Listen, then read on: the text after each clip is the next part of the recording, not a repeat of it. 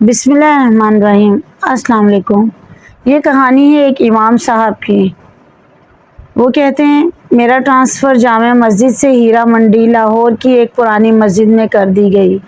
وجہ یہ تھی کہ میں نے قریبی علاقے کے ایک کونسلر کی مسجد کے لاؤڈ اسپیکر پر تعریف کرنے سے انکار کر دیا تھا۔ شومیری قسمت کہ وہ کونسلر محکمہ اوقاف کے ایک بڑے آفیسر کا بھتیجا تھا۔ نتیجتاً میں لاہور شہر کے بدنام ترین علاقے میں تعینات ہو چکا تھا۔ بے شک کہنے کو میں مسجد کا امام جا رہا تھا، مگر علاقے کا بدنام ہونا اپنی جگہ۔ جو سنتا ہنستا تھا یا پھر اظہار افسوس کرتا تھا۔ محکمے کے ایک کلرک نے تو حد ہی کر دی۔ تنخواہ کا ایک معاملہ حل کرانے اس کے پاس گیا تو میری پوسٹنگ کا سن کر ایک آنکھ دبا کر بولا، قبلہ مولوی صاحب، آپ کی تو گویا 5 انگلیاں گھی میں اور سر کڑاہی میں۔ میں تو گویا زمین میں 6 فٹ نیچے گڑ گیا۔ پھر اللہ بھلا کرے میری بیوی کا، جس نے مجھے تسلی دی اور سمجھایا کہ امامت ہی تو ہے، کسی بھی مسجد میں صحیح، اور میرا کیا ہے، میں تو ویسے بھی گھر سے نکلنا پسند نہیں کرتی، پردے کا کوئی مسئلہ نہیں ہوگا، اور پھر ہمارے کون سے بچے ہیں کہ ان کے بگڑنے کا ڈر ہو۔ بیوی کی بات سن کر تھوڑا دل کو اطمینان ہوا اور ہم نے سامان باندھنا شروع کر دیا۔ بچوں کا ذکر چھڑا تو یہ بتاتا چلوں کہ شادی کے 22 سال گزرنے کے باوجود اللہ نے ہمیں اولاد جیسی نعمت سے محروم ہی رکھنا مناسب سمجھا تھا۔ خیر اب تو شکوہ شکایت بھی چھوڑ چکے تھے۔ دونوں میاں بیوی جب کسی کا بچہ دیکھ کر دل دکھتا تو میں یاد الہی میں دل لگا لیتا اور وہ بھلی مانس کسی کونے خدرے میں منہ دے کر کچھ آنسو بہا لیتی۔ سامان باندھ کر ہم دونوں میاں بیوی نے اللہ کا نام لیا اور لاہور جانے کے لیے ایک پرائیویٹ بس میں سوار ہو گئے۔ بادامی باغ اڈے پہ اترے اور ہیرا منڈی جانے کے لیے سواری کی تلاش شروع کی۔ ایک تانگے والے نے مجھے اوپر سے نیچے تلک دیکھا، پھر برقعے میں ملبوس خاتون ساتھ دیکھ کر 40 روپے کے عوض لے جانے کی حامی بھری۔ تانگا چلا تو کوچوان نے میری ناقص معلومات میں اضافہ یہ کیا کہ میاں جی، جہاں آپ کو جانا ہے اسے ہیرا منڈی نہیں ٹبی گلی کہتے ہیں۔ 15-20 منٹ میں ہم پہنچ گئے۔ دوپہر کا وقت تھا، شاید بازار کھلنے کا وقت نہیں تھا۔ دیکھنے میں تو عام سا محلہ تھا، وہی ٹوٹی پھوٹی گلیاں، میلے کرتوں کے غلیظ دامن سے ناک پہنچتے ننگ دھڑنگ بچے، نالیوں میں کالا پانی اور کوڑے کے ڈھیروں پر منڈلاتی بے حساب مکھیاں، سبزیوں پھلوں کے ٹھیلے والے اور ان سے بحث کرتی کھڑکیوں سے آدھی بھائی لٹکتی عورتیں۔ فرق تھا تو صرف اتنا کہ پان سگریٹ اور پھول والوں کی دکانیں کچھ زیادہ تھیں۔ دکانیں تو بند تھیں مگر ان کے نئے پرانے بورڈ اصل کاروبار کی خبر دے رہے تھے۔ مسجد کے سامنے تانگا کیا رکا، مانو محلے والوں کی عید ہو گئی۔ پتہ نہیں کن کن کونے خدروں سے بچے اور عورتیں نکل کر جمع ہونے لگیں۔ ملی جلی آوازوں نے آسمان سر پہ اٹھا لیا۔ ابے نیا مولوی ہے، بیوی بھی ساتھ ہے، پچھلے والے سے تو بہتر ہی ہوگا۔ کیا پتہ لگتا ہے بہن، مرد کا کیا اعتبار۔ ہاں ہاں صحیح کہتی ہے تو، داڑھی والا مرد تو اور بھی خطرناک۔ عجیب طوفان بدتمیز تھا۔ مکالموں اور فکروں سے یہ معلوم پڑتا تھا کہ جیسے طوائفوں کے محلے میں مولوی نہیں، شرفا کے محلے میں کوئی طوائف وارد ہوئی ہو۔ اس سے پہلے کہ میرے ضبط کا پیمانہ لبریز ہوتا، خدا خوش رکھے غلام شبیر کو جو مولوی صاحب کرتا دوڑا آیا اور ہجوم کو وہاں سے بھگا دیا۔ پتہ چلا کہ مسجد کا خادم ہے اور عرصہ 25 سال سے اپنے فرائض نہایت محنت اور دیانتداری سے ادا کر رہا ہے۔ بھائی طبیعت خوش ہو گئی اس سے مل کے۔ دبلا پتلا پکی عمر کا مرد، لمبی سفید داڑھی، صاف ستھرا پاجامہ کرتا، کندھے پر 4 خانے والا سرخ و سفید انگوچھا، پیشانی پر محراب کا کالا نشان، سر پر سفید ٹوپی اور نگاہیں نیچی۔ سادہ نیک آدمی، منہ پر شکایت کا ایک لفظ نہیں۔ بوڑھا آدمی تھا مگر کمال کا حوصلہ اور ہمت رکھتا تھا۔ سامان سنبھالتے اور گھر کو سیٹ کرتے 10 دن لگ گئے۔ گھر کے آتے ایک چھوٹا سا کوارٹر، ایک باورچی خانہ اور اس سے بھی چھوٹا غسل خانہ اور بیت الخلاء اور ایک ننھا منا سا صحن۔ بہرحال ہم میاں بیوی کو بڑا گھر چاہیے کس لیے تھا، بہت تھا ہمارے لیے، بس ارد گرد کی عمارتیں اونچی ہونے کی وجہ سے تاریکی بہت تھی۔ 10-12 بجے بھی شام کا دھندلا سا لگتا۔ گھر ٹھیک کرنے میں غلام شبیر نے بہت ہاتھ بٹایا، صفائی کرنے سے دیواریں چونا کرنے تک۔ تھوڑا کریدنے پہ پتہ چلا کہ یہاں آنے والے ہر امام مسجد کے ساتھ غلام شبیر گھر کا کام بھی کرتا تھا، بس تنخواہ کے نام پر غریب 2 وقت کا کھانا مانگتا اور رات کو مسجد میں ہی سوتا۔ یوں اس کو رہنے کی جگہ مل جاتی تھی اور مسجد کی حفاظت بھی ہو جاتی۔ آپ کیوں فکر کرتے ہیں میاں جی، بس چپ کر کے نماز پڑھیں اور پڑھائیں۔ دن کے وقت کچھ بچے آ جایا کریں گے، ان کو قرآن پڑھا دیں، باقی بس اپنے کام سے کام رکھیں گے تو کوئی تنگ نہیں کرتا یہاں۔ بلکہ مسجد کا امام اچھا ہو تو گناہوں کی اس بستی میں لوگ صرف عزت کرتے ہیں۔ غلام شبیر نے میری معلومات میں اضافہ کرتے ہوئے بتایا تو میری جان میں جان آئی۔ انہی شروع کے ایام میں ایک واقعہ ہوا۔ پہلے دن ہی دوپہر کے کھانے کا وقت ہوا تو دروازے پہ کسی نے دستک دی۔ غلام شبیر نے جا کے دروازہ کھولا اور پھر ایک کھانے کی ڈھکی تشتری لے کر اندر آ گیا۔ میری سوالیہ نگاہوں کے جواب میں کہنے لگا، نورا نے کھانا بھجوایا ہے، پڑوس میں رہتی ہے۔ میں کچھ نہ بولا اور نہ ہی مجھے کچھ شک گزرا۔ سوچا ہوگی کوئی اللہ کی بندی، اور پھر امام مسجد کے گھر کا چولہا تو ویسے بھی کم ہی جلتا ہے۔ بہرحال جب اگلے 2 دن بھی یہی معمول رہا تو میں نے سوچا کہ یہ کون ہے جو بغیر کوئی احسان جتائے احسان کیے جا رہی ہے۔ عشاء کی نماز کے بعد مسجد میں ہی تھا جب غلام شبیر کو آواز دے کے بلایا اور پوچھا، میاں غلام شبیر، یہ نورا کہاں رہتی ہے؟ میں چاہتا ہوں کہ میری گھر والی جا کر اس کا شکریہ ادا کر آئے۔ غلام شبیر کے تو آسان خطا ہو گئے یہ سن کر۔ میاں جی، بی بی نہیں جا سکتی جی وہاں؟ میں نے حیرانی سے مزید استفسار کیا تو گویا غلام شبیر نے پہاڑ ہی توڑ دیا میرے سر پر۔ میاں جی، اس کا پورا نام تو پتہ نہیں کیا ہے، مگر سب اس کو نورا کنجری کے نام سے جانتے ہیں۔ پیشہ کرتی ہے جی، یعنی طوائف ہے، اور تم ہمیں اس کے گھر ہاتھ کا کھلاتے ہو۔ استغفر اللہ، استغفر اللہ۔ غلام شبیر کو شرمسار ہوا میرا غصہ دیکھ کر۔ تھوڑی دیر بعد ہمت کر کے بولا، میاں جی، یہاں تو سبھی ایسے لوگ رہتے ہیں، ان کے ہاتھ کا نہیں کھائیں گے تو مستقل چولہا جلانا پڑے گا، جو آپ کی تنخواہ میں ممکن نہیں۔ یہ سن کر میرا غصہ اور تیز ہو گیا۔ ہم شریف لوگ ہیں غلام شبیر، بھوکے مر جائیں گے مگر طوائف کے گھر کا کھانا نہیں کھائیں گے۔ میرے تیور دیکھ کر غلام شبیر کچھ نہ بولا، مگر اس دن کے بعد سے نورا کنجری کے گھر سے کھانا کبھی نہ آیا۔ جس مسجد کا میں امام تھا، عجب بات یہ تھی کہ اس کا کوئی نام نہیں تھا، بس ٹبی مسجد کے نام سے مشہور تھی۔ ایک دن میں نے غلام شبیر سے پوچھا کہ میاں نام کیا ہے اس مسجد کا؟ وہ ہنس کر بولا، میاں جی، اللہ کے گھر کا کیا نام رکھنا، پھر بھی کوئی تو نام ہوگا، سب مسجدوں کا ہوتا ہے۔ میں نے پوچھا، بس میاں جی بہت نام رکھے، جس فرقے کا مولوی آتا ہے پچھلا نام تبدیل کر کے نیا رکھ دیتا ہے، آپ کوئی اچھا سا رکھ دیں۔ وہ سر کھجاتا ہوا بولا۔ میں سوچ میں پڑ گیا، گناہوں کی اس بستی میں اس واحد مسجد کا کیا نام رکھا جائے؟ موتی مسجد ٹھیک رہے گا، گناہوں کی کیچڑ میں چمکتا پاک صاف موتی۔ دل ہی دل میں نے مسجد کے نام کا فیصلہ کیا اور اپنی پسند کو داد دیتا اندر کی جانب بڑھ گیا، جہاں بیوی کھانا لگائے میری منتظر تھی۔ اب بات ہو جائے قرآن پڑھنے والے بچوں کی۔ تعداد میں 11 تھے اور سب کے سب لڑکے، ملی جلی عمروں کے، 5 سے 11-12 سال کی عمر کے۔ تھوڑے شرارتی ضرور تھے مگر اچھے بچے تھے۔ نہا دھو کر صاف ستھرے کپڑے پہن کر آتے، 2 گھنٹے سپارہ پڑھتے اور پھر باہر گلی میں کھیلنے نکل جاتے۔ کون تھے، کس کی اولاد تھے، نہ میں نے کبھی پوچھا نہ کسی نے بتایا۔ لیکن پھر ایک دن غضب ہو گیا۔ قرآن پڑھنے والے بچوں میں ایک بچہ نبیل نام کا تھا۔ یوں تو کوئی خاص بات نہ تھی، بس تھوڑا شرارتی تھا، تلاوت میں دل نہیں لگتا تھا، بس آگے پیچھے ہلتا رہتا اور کھیلنے کے انتظار میں رہتا۔ میں بھی درگزر سے کام لیتا رہا۔ بچہ ہے، لیکن ایک دن ضبط کا دامن میرے ہاتھ سے چھوٹ گیا۔ اس دن صبح ہی سے میرے سر میں ایک عجیب درد تھا۔ غلام شبیر سے مالش کرائی، پیناڈول کی 2 گولیاں بھی کھائیں، مگر درد زور آور بیل کی مانے سر میں چنگھاڑتا رہا۔ درد کے باوجود اور غلام شبیر کے بہت منع کرنے پر بھی میں نے بچوں کا ناغہ نہیں کیا۔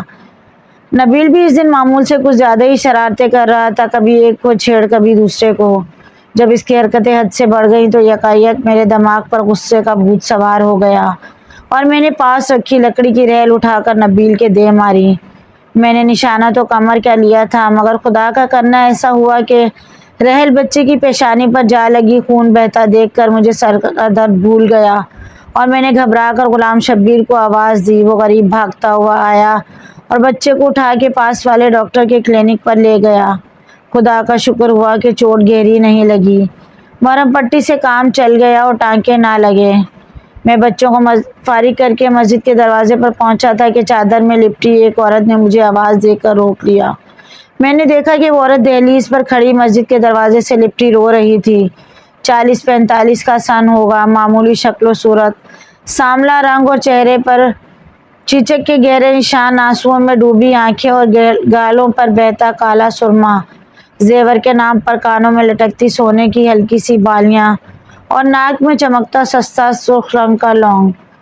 چادر بھی سستی مگر صاف ستھری اور پاؤں میں ہوائی چپل۔ کیا بات ہے بی بی، کون ہو تم؟ میں نے حیرانی سے اس سے پوچھا۔ میں نورا ہوں مولوی صاحب، اس نے چادر کے پلو سے ناک پوچھتے ہوئے کہا۔ نورا؟ نورا کنجری! میرے تو گویا پاؤں تلے زمین ہی نکل گئی۔ میں نے ادھر ادھر غلام شبیر کی تلاش میں نظریں دوڑائیں، مگر وہ تو نبیل کی مرہم پٹی کرا کے اور اس کو گھر چھوڑنے کے بہانے نہ جانے کہاں غائب تھا۔ جی نورا کنجری، اس نے نظریں جھکائے اپنے نام کا اقرار کیا۔ مجھے کچھ دیر کے لیے اپنے منہ سے نکلنے والی اس کی گالی جیسی عرفیت پہ شرمندگی ہوئی، مگر پھر خیال آیا کہ وہ اپنی اچھی بری شہرت کی ذمہ دار خود ہے، شرمندگی اس کو ہونی چاہیے، مجھے نہیں۔ پھر اچانک مجھے احساس ہوا میری موتی جیسی مسجد میں اس کے طوائف کا ناپاک وجود کسی غلاظت سے کم نہیں تھا۔ باہر نکل کے کھڑی ہو، مسجد کو گندا نہ کر بی بی۔ میں نے نفرت سے باہر گلی کی جانب اشارہ کیا۔ اس نے کچھ اس حیرانی سے آنکھ اٹھا کے میری طرف دیکھا جیسے اسے مجھ سے ایسے رویے کی امید نہ ہو۔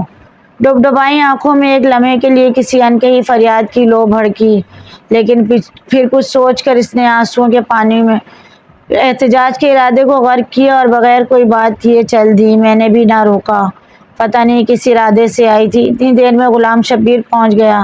کون تھی میاں جی، کیا چاہتی تھی؟ غالباً اس نے عورت کو تو دیکھا تھا مگر دور سے شکل نہیں پہچان پایا۔ نورا کنجری تھی، پتہ نہیں کیوں آئی تھی۔ میں نے بھی ڈانٹ پلائی کہ آئندہ اس پاک جگہ کا رخ نہیں کرے گی۔ میں نے داد طلب نظروں سے غلام شبیر کی طرف دیکھا، مگر اس کے چہرے پر ستائش کی جگہ افسوس نے ڈیرے ڈال رکھے تھے۔ وہ بیچاری دکھوں کی ماری اپنے بچے کا گلہ کرنے آئی تھی میاں جی۔ نبیل کی ماں ہے، بچے کی چوٹ برداشت نہیں کر سکی اور آپ نے اس غریب کو ڈانٹ دیا۔ غلام شبیر نے نورا کی وکالت کرتے ہوئے کہا۔ تو نبیل نورا کا بیٹا ہے، ایسی حرکتیں کرے گا تو سزا تو ملے گی، جیسی ماں ویسا بیٹا۔ میں نے اپنی شرمندگی کو بےہودگی سے چھپانے کی کوشش کی۔ ایک لمحے کو خیال بھی آیا کہ بچہ تو معصوم ہے، پھر میں نے زیادتی بھی کی تھی، مگر اپنے استاد ہونے کا خیال آیا تو سوچا بچے کی بھلائی کے لیے مارا ہے تو کیا ہوا؟ اس کے کتنے بچے ہیں نورا کے؟ میں نے بات کا رخ بدلنے کی کوشش کی۔ مسجد میں پڑھنے والے سب بچے نورا کے ہیں میاں جی، اس کے علاوہ ایک گود کا بچہ بھی ہے۔ بس اس محلے میں صرف نورا اپنے بچوں کو مسجد بھیجتی ہے، باقی سب لوگوں کے بچے تو آوارہ پھرتے ہیں۔ غلام شبیر کی آواز میں پھر نورا کی وکالت گونج رہی تھی۔ میں نے بھننا کر جواب دینے کا ارادہ کیا ہی تھا کہ کوتوال صاحب کی گاڑی سامنے آ کر رکی۔ خود تو پتہ نہیں کیسا آدمی تھا، مگر بیوی بہت نیک تھی، ہر دوسرے تیسرے روز ختم کے نام پر کچھ نہ کچھ میٹھا بھجوا دیتی۔ اس دن بھی کوتوال کاردلی جلیبیاں دینے آیا تھا۔ گرم گرم جلیبیوں کے اشتہار نے میرا غصہ ٹھنڈا کر دیا۔ نورا کی بات بھی آئی گئی ہوگی، نبیل کو مار پڑنے کے کچھ دنوں بعد کا ذکر ہے۔ عشاء پڑھا کر غلام شبیر سے ایک شرعی مسئلے پر بحث میں الجھ گیا تو گھر جاتے کافی دیر ہو گئی۔ مسجد سے باہر نکلے تو بازار کی رونق شروع ہو گئی۔ بالکنیوں پر جھلملاتے پردے لہرا رہے تھے، کوٹھوں سے ہارمونیم کے سر اور طبلوں کی تھاپ ہر سو گونج رہی تھی۔ پان، سگریٹ اور پھولوں کی دکانوں پر بھی دھیرے دھیرے رش بڑھ رہا تھا۔ اچانک میری نظر نورا کے دروازے پر جا پڑی۔ وہ باہر ہی کھڑی تھی اور ہر آتے جاتے مرد سے ٹھٹھے مار مار کر گپے لگا رہی تھی۔ آج تو اس کا روپ ہی دوسرا تھا، گلابی رنگ کا چست سوٹ، پاؤں میں سرخ گرگابی، ننگے سر پر اونچا جوڑا، جوڑے میں پروئے موتیے کے پھول، میک اپ سے لدا چہرہ، گہری شوخ لپسٹک، آنکھوں میں مسکارا اور مسکارے کی ہونٹ سے جھانکتی دعوت، لا حول ولا قوت الا باللہ۔ میں نے طنزیہ نگاہوں سے غلام شبیر کی طرف دیکھا۔ آخر وہ نورا کا وکیل جو تھا۔ چھوڑیے میاں جی، غریب عورت ہے، دنیا بڑی ظالم ہے۔ اس نے گویا بات کو ٹالنے کی کوشش کی، مگر میں بات چھوڑنے والا نہیں تھا۔ میاں ایک بات تو بتاؤ، جب اس کے گاہک آتے ہیں تو؟ میں نے معنی خیز انداز میں اپنا سوال ادھورا ہی چھوڑ دیا۔ میاں جی، ایک تو اس کے بچے صبح اسکول جاتے ہیں اور اس لیے رات کو جلدی سو جاتے ہیں، دوسرا مہمانوں کے لیے باہر صحن میں کمرہ الگ رکھا ہے۔ غلام شبیر نے ناگوار سے لہجے میں جواب دیا، استغفر اللہ استغفر اللہ۔ میں نے گفتگو کا سلسلہ وہیں ختم کرنا مناسب سمجھا، کیونکہ مجھے احساس ہو چکا تھا کہ غلام شبیر کے لہجے سے جھانکتی ناگواری کا رخ نورہ کی جانب نہیں تھا۔ اس کے بعد نورہ کا ذکر میرے سامنے تب ہوا جن دنوں میں اپنے اور زوجہ کے لیے حج بیت اللہ کی غرض سے کاغذات بنوا رہا تھا۔ اس غریب کی بڑی خواہش تھی کہ وہ اور میں اللہ اور اس کے نبی پاک کی خدمت میں پیش ہوں اور اولاد کی دعا کریں۔ میرا بھی من تھا کہ کسی بہانے سے مکہ مدینے کی زیارت ہو جائے۔ نام کے ساتھ حاجی لگا ہو تو شاید محکمے والے کسی اچھی جگہ تبدیلی کر دیں۔ زوجہ کا ایک بھانجا انہی دنوں محکمہ مذہبی امور میں کلرک تھا۔ اس کی وساطت سے درخواست کی قبولی کی کامل امید تھی۔ کاغذات فائل میں اکٹھے کیے ہی تھے کہ غلام شبیر ہاتھ میں کچھ اور کاغذات اٹھائے پہنچ گیا۔ میاں جی، ایک کام تھا آپ سے، اجازت دیں تو عرض کروں؟ اس نے ہچکچاتے ہوئے کہا۔ ہاں ہاں میاں، کیوں نہیں؟ کیا بات ہے؟ میں نے داڑھی کے بالوں میں انگلیوں سے کنگھی کرتے ہوئے اس کو بیٹھنے کا اشارہ کیا۔ میاں جی، آپ کی تو وزارت میں واقفیت ہے، ایک اور حج کی درخواست بھی جمع کرا دیں۔ اس نے ہاتھ میں پکڑے کاغذات میری جانب بڑھائے۔ دیکھو میاں غلام شبیر، تم اچھی طرح جانتے ہو کہ میں گھر بار تمہارے ذمے چھوڑ کر جا رہا ہوں، اور پھر تمہارے پاس حج کے لیے پیسے کہاں سے آئے؟ میں نے کچھ برہمی سے پوچھا۔ نہیں نہیں میاں جی، آپ غلط سمجھے، یہ میری درخواست نہیں ہے، نورہ کی ہے، اس نے سہم کر کہا۔ کیا کہا میاں؟ ہوش میں تو ہو؟ نورہ کنجری اب مکہ مدینے جائے گی، اور وہ بھی اپنے ناپاک پیشے کی رقم سے؟ توبہ توبہ، میرے تو جیسے تن بدن میں آگ لگ گئی۔ یہ واہیات بات سن کر میاں جی، طوائف ہے پر مسلمان بھی تو ہے، اور وہ تو اللہ کا گھر ہے، وہ جس کو بلانا چاہے بلا لے، اس کے لیے سب ایک برابر۔ اپنی طرف سے غلام شبیر نے بڑی گہری بات کی۔ کیا؟ اچھا، اللہ جس کو بلانا چاہے بلا لے؟ واہ میاں واہ، تو پھر میں درخواست کیوں جمع کراؤں؟ نورہ سے کہو سیدھا اللہ کو ہی بھیج دے، میں نے غصے سے کہا اور کمرے میں چلا گیا۔ اللہ کے فضل و کرم سے میری اور زوجہ کی درخواست قبول ہو گئی۔ ٹکٹ کے پیسے کم پڑے تو اسی بھلی لوگ کے جہیز کے زیور کام آ گئے۔ اللہ کا نام لے کر ہم روانہ ہو گئے۔ احرام باندھا تو گویا عمر بھر کے گناہ اتار کر ایک طرف رکھ دیے۔ اللہ کا گھر دیکھا اور نظر بھر کے دیکھا۔ فرائض پورے کرتے کرتے رمی کا دن آ گیا۔ بہت رش تھا، ہزاروں لاکھوں لوگ، ایک ٹھاٹھے مارتا سفید رنگ کا سمندر۔ گرمی بھی بہت تھی، میرا تو دم گھٹنا شروع ہو گیا۔ زوجہ بیچاری کی حالت بھی غیر ہوتی جا رہی تھی۔ اوپر سے غضب کچھ یہ ہوا کہ میرے ہاتھ سے اس غریب کا ہاتھ چھوٹ گیا۔ ہاتھ کیا چھوٹوں، لگوں کا ایک ریلا مجھے رگھیرتا ہوا پتہ نہیں کہاں سے کہاں لے گیا۔ عجب حالات تھے، کسی کو دوسرے کا خیال نہیں تھا، ہر کوئی بس اپنی جان بچانے کے چکر میں تھا۔ میں نے بھی لاکھ اپنے آپ کو سنبھالنے کی کوشش کی، مگر پیر رپٹ ہی گیا۔ میں نیچے کیا گرا، ایک عذاب نازل ہو گیا۔ ایک نے میرے پیٹ پر پیر رکھا تو دوسرے نے میرے سر کو پتھر سمجھ کر ٹھوکر ماری۔ موت میری آنکھوں کے سامنے ناچنے لگی۔ میں نے کلمہ پڑھا اور آنکھیں بند ہی کی تھی کہ کسی اللہ کے بندے نے میرا دایاں ہاتھ پکڑ کے کھینچا اور مجھے سہارا دے کر کھڑا کر دیا۔ میں نے سانس درست کی اور اپنے محسن کا شکریہ ادا کرنے کے لیے اس کی طرف نگاہ کی، مانو ایک لمحے کے لیے تو بجلی ہی گر پڑی۔ کیا دیکھتا ہوں کہ میرا ہاتھ مجبوری سے تھامے نورہ کنجری کھڑی مسکرا رہی تھی۔ یہ ناپاک عورت یہاں کیسے آ گئی؟ اس کی حج کی درخواست کس نے اور کب منظور کی؟ میں نے ہاتھ چھڑانے کی بہت کوشش کی، مگر کہاں صاحب، ایک آہنی گرفت تھی، میں نہیں چھڑا سکا۔ وہ مجھے اپنے پیچھے کھینچتی ہوئی ایک طرف لے گئی۔